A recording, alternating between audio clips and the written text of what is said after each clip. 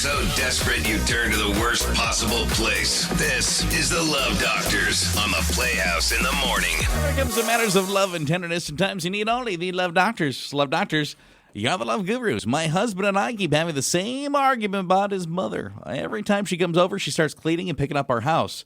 She wipes down counters, picks things up, straightens up kids' toys, even starts doing dishes without anybody asking.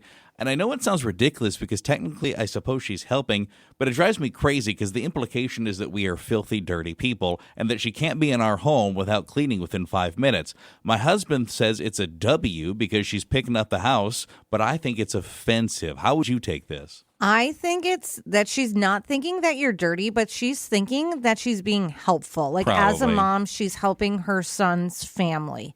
Every time my mom comes to visit, and if I go to work, she says, can you leave me a list of things you want me to do? You want me to start on your laundry? You want me to do this? And she like makes a list or do you want me to go through this cabinet and organize things? And I tell her, I don't want you now because I have Brooks. I'll say, I don't want you to do anything. I just want you to hang out with Brooks. Prior to having a baby, I would really give her a list. Like I have a medicine cabinet because of everything I've dealt with in my life. And I would say, can you just go through all these medicines? Get rid of what's old, keep the good stuff. Like I used to give her an actual list. And maybe if that's a thing, like you could say, hey, if you want to help out instead of doing this, would you want to help me kind of get organized for Halloween? Oh, there you go. Maybe have some specific tasks in mind since she's not asking or, wondering what you need help with. She's just sort of deciding. I don't hate that. I do think it's probably better intentioned, especially if it's not coming with any commentary. I think a lot of times these people that are being passive-aggressive bees, they're also verbally saying some things that you're like, you're rude. I'm being critical that way, too. I think if she's just in the door and she's running around doing things, that's not an untypical mom or mother-in-law thing to do. I think it's pretty common. Yeah, I think if she thought you guys were gross and she was doing the dishes, she'd say things like, oh, surprised you have any bowls left. Let me take care of them. Love doctors.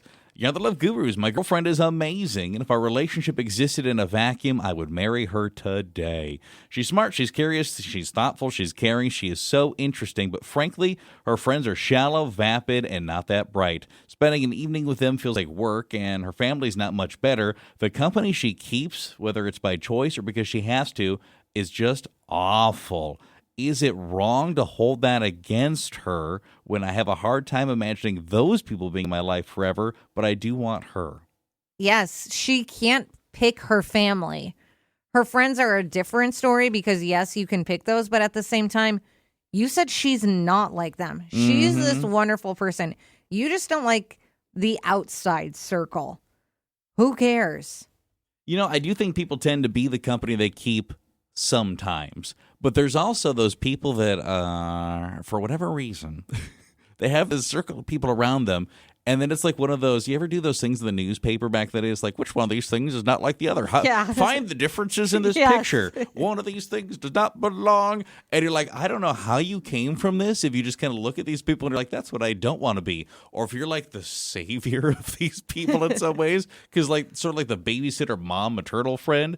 I don't know what's going on there, but there are people that are the exact opposite of the people they hang out with, and you might have one of those. That's what I think. But I also think when you're in a relationship, you slowly kind of pull away from friends. You're not seeing them as much, so you probably won't be around her friends as much. Yes, at the beginning, because she's so excited and she wants to introduce you to everyone.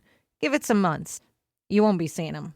Now, how seriously do you take this, do you think? Love doctors, my girlfriend and I have been together for about 3 years, and there is a guy friend that I've never been threatened by, but she's known forever. I never really cared at all because he's been around for much longer than me, and I figured if something was ever going to happen there, it would have happened already. But she made a joke the other day about how we don't work out. She's just going to marry him. And I laughed and I said, what? And she said, oh, that's, I guess, my backup boyfriend. We've talked about it before. If we're 40 and things happen between us or our relationships, that's okay. We'll just get married and try dating in our 40s if we're both single.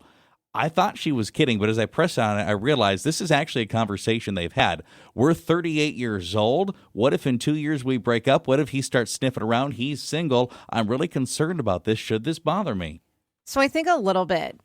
I think some of these things are just like silly things people say. Like maybe they had a couple of drinks. If we're not married by 40, let's get married. I don't think they actually mean it. But like you said, if you break up and he starts sniffing around, well, you guys are broken up. Get over it. I do think it's fair to say, though, how would you feel if I said one of my good gal friends is my backup? It's one of those things, too, where, like, I guess it's good you have a really open relationship if she felt comfortable saying that, because clearly she doesn't think it's going to happen if she's able to say that out loud. But also, I'd have probably rather not known that. She's kind of lacking a little social awareness there. Don't tell me these things. Because now you're not going to want to be around this guy. You're not going to want her. And that's what I would tell her. It makes me not ever want to be around him. And it makes me, like, I don't want to sound controlling, but now I feel weird about you hanging around him. I guess she had a pretty comfortably honest conversation with you. You can do the same thing in return, right? But I wouldn't be surprised if now it burns your comfortability around this guy. And it's going to now make it awkward when she wants to hang out with this guy, even maybe for her. And now that poor guy's going to feel awkward too.